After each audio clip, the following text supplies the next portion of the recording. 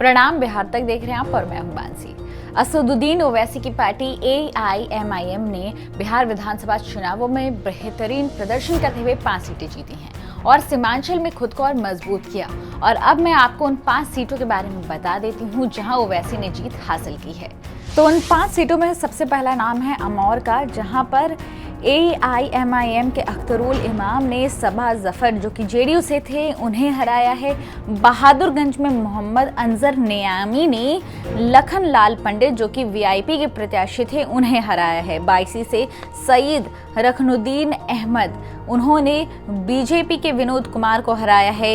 जो कि हाट से शहनवाज जिन्होंने RJD के सरफराज आलम को हराया है। और कोचा धामन से मोहम्मद इजहार असफी थे AIMIM के, जिन्होंने JDU के मुजाहिद आलम को हराया है।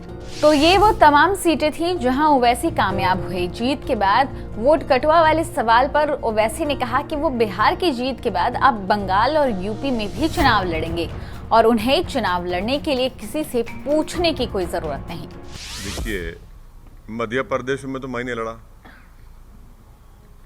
मैं क्या उड़ के गया था मध्य प्रदेश को। गुजरात में नहीं लड़ा। कैसे हार गए भाई? कर्नाटका हार गए। कितना बोलेंगे आप? बोलिए, मुझे फर्क नहीं पड़ता। नहीं मैंने भाई आप सुनिए, देखिए, आप अगर कोई ये समझ रहा है कि भारत में सीमांचल का वोटर किसी का गुलाम है या नौकर है, तो हम उसके जहन के जालों को साफ कर दिए हैं। अभी वोटर सुप्रीम है। वोटर किसी का होस्टेज नहीं है।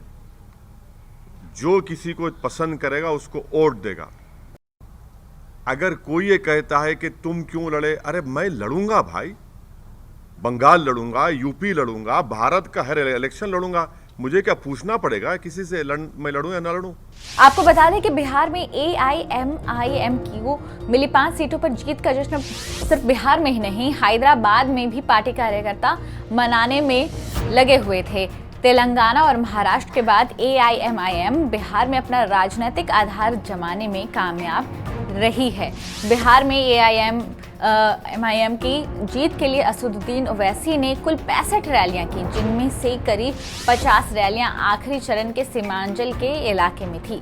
असदुद्दीन ओवैसी 24 अक्टूबर से सीमांचल में कैंप किए हुए थे और उन्होंने 10 दिन में ताबड़तोड़ रैलियां करके सियासी माहौल अपने पक्ष में करने का काम किया।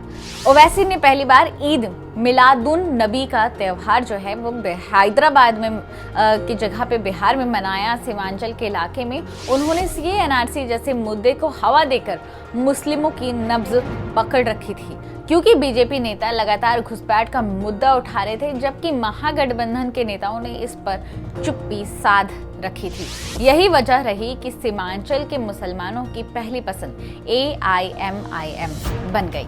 बिहार चुनाव के ऐलान से पहले असदुद्दीन ओवैसी ने अपने करीबी और हैदराबाद के पूर्व मेयर माजिद हुसैन को सीमांचल में AIMIM की राजनीति मजबूत करने के लिए भेज दिया था।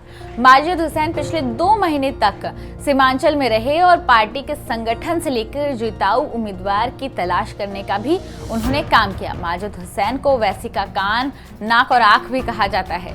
बिहार में AIMIM के सभी उम्मीदवारों के चयन से लेकर पार्टी के बूथ प्रबंधन और ओवैसी की रैली तक की रूपरेखा तैयार उन्होंने ही की। इसी आधार पर सीमांचल में ओवैसी 5 सीटें जीतने में कामयाब रहे और अब नतीजे आपके सामने हैं।